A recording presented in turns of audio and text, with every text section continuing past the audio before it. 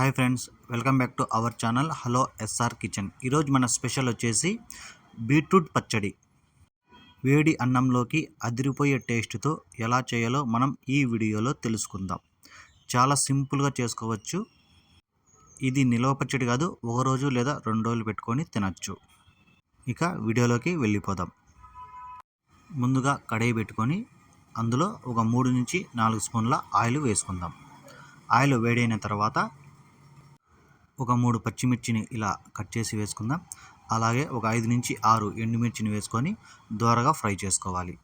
ఇవి ఫ్రై అయిన తర్వాత 2 స్పూన్ల పచ్చి శనగపప్పు, 1 స్పూను మినపప్పు వేసుకొని వీటిని కూడా మీడియం ఫ్లేమ్ పెట్టుకొని దోరగా ఫ్రై చేసుకోవాలి. ఇలా దోరగా ఫ్రై అయిన తర్వాత మనం ఒక మిక్సీ జార్ తీసుకొని అందులో వేసుకోవాలి. ఆయిల్ వేయకుండా ఈ పప్పులు, ఈ ఎండుమిర్చిని మొత్తం వేసుకొని ఇవి చల్లారేంత వరకు పక్కన పెట్టుకుందాం.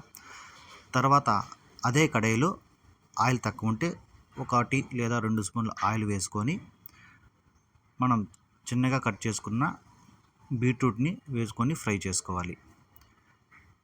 నేను వచ్చి ఒక పెద్ద సైజు బీట్రూట్ అయితే తీసుకున్నాను. ఇలా తీసుకొని చిన్న చిన్న ముక్కలుగా కట్ చేసి ఫ్రై చేసుకోవాలి. 1 నిమిషం ఫ్రై అయిన తర్వాత మనకి రుచికి సరిపోయేంత సాల్ట్ వేసుకుందాం. సాల్ట్ మొత్తం కలుపుకొని మూత పెట్టుకొని ఉడికించుకోవాలి. ఎక్కువ ఏం ఉడకనవసరం లేదు. ఒక 50 నుంచి 60% మనకి ఇవి ఉడికిపోతే సరిపోతుంది. ఒక చిన్న సైజు నిమ్మకాయ అంత చింతపండు వేసుకొని బాగా కలుపుకొని మనం వీటిని ఉడికించుకుందాం. ఒక 60% ఉడికిన తర్వాత స్టవ్ ఆఫ్ చేసి అవి పక్కన పెట్టుకుందాం. తర్వాత మనం పప్పులు వేసుకున్నాం కదా మిక్సీ జార్లో, అందులో ఒక 7 నుంచి 8 వెల్లుల్లి రెబ్బలు వేసుకొని మిక్సీ పట్టుకోవాలి. చూడండి, ఇలా పౌడర్ లాగా పట్టుకోవాలి. ఇలా పౌడర్ లాగా పట్టుకొని పక్కన పెట్టుకుందాం. తర్వాత ఈ బీట్రూట్ మనకి బాగా చల్లారిన తర్వాత అదే మిక్సీ జార్లో బీట్రూట్ వేసుకొని వీటిని కూడా మెత్తటి పేస్ట్ లాగా రెడీ చేసుకోవాలి. చూడండి, వాటర్ ఏమి వేయనవసరం అవసరం లేదు, ఇందులోనే ఉంటుంది కాబట్టి సరిపోతుంది మనకి. చూడండి, మెత్తని పేస్ట్ లాగా అయితే రెడీ అయిపోయింది. ఒక గిన్నె తీసుకొని అందులో మనం పొడి వేసుకొని ఈ బీట్రూట్ని వేసుకొని మొత్తం బాగా కలుపుకోవాలి. ఈ పొడి మొత్తం బాగా బీట్రూట్కి పట్టేలాగా బాగా కలుపుకుందాం. చూడండి, ఇలాగే రైస్లోకైనా తినేయచ్చు, లేదంటే పోపు పెట్టుకుందాం. నేనైతే పోపు అయితే పెట్టుకున్నాను. అదే గిన్నెలోకి ఒక 2 స్పూన్ల ఆయిల్ వేసుకొని ఆయిల్ వేడైన తర్వాత ఆవాలు 1 స్పూను, జీలకర్ర ఒక 1/2 స్పూను,